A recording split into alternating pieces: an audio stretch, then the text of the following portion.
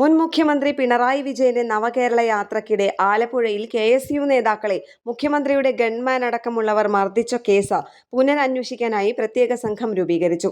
Alappuzha crime branch SP ആയ AP Shoukath അലിയുടെ നേതൃത്വത്തിലുള്ള സംഘത്തിനാണ് അന്വേഷണ ചുമതല.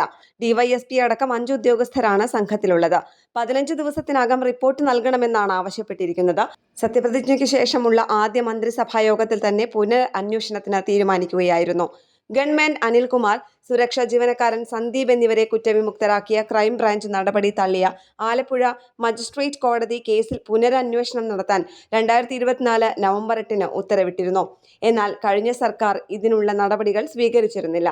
2023 ഡിസംബർ 15 നവകേരള സദസ്സിന്റെ ബസിനു നേർക്ക് ആലപ്പുഴയിൽ കരിങ്കൊടി കാട്ടിയ യൂത്ത് കോൺഗ്രസ് KSU പ്രവർത്തകരെ ഗൺമാൻ മൃഗീയമായി മർദ്ദിച്ചത്.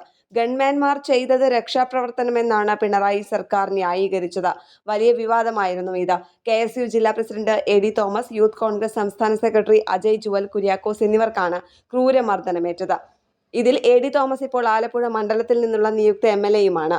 TP വധക്കേസിലെ പ്രതികളായ കൊടി സുനിയെയും സംഘത്തെയും അവരുടെ ഒളിസങ്കേതത്തിലെത്തി കസ്റ്റഡിയിലെടുത്ത പോലീസ് ഉദ്യോഗസ്ഥനാണ് SP ഷൗക്കത്ത് അലി.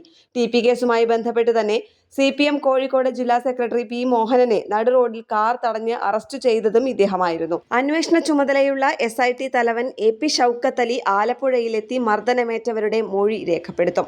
മർദ്ദനമേറ്റ നിലവിലെ ആലപ്പുഴ നിയുക്ത MLA കൂടിയായ AD തോമസ്, യൂത്ത് കോൺഗ്രസ് നേതാവ് അജയ് ജുവൽ കുര്യാക്കോസ് എന്നിവരുടെ മൊഴി രേഖപ്പെടുത്താനാണ് SITയുടെ ആദ്യ നീക്കം. മർദ്ദന ദൃശ്യങ്ങൾ പകർത്തിയ മാധ്യമപ്രവർത്തകൻ ജോജിയുടെയും മൊഴിയും രേഖപ്പെടുത്തും. ന്യൂസ് ഡെസ്ക് കേരള പ്രണാമം.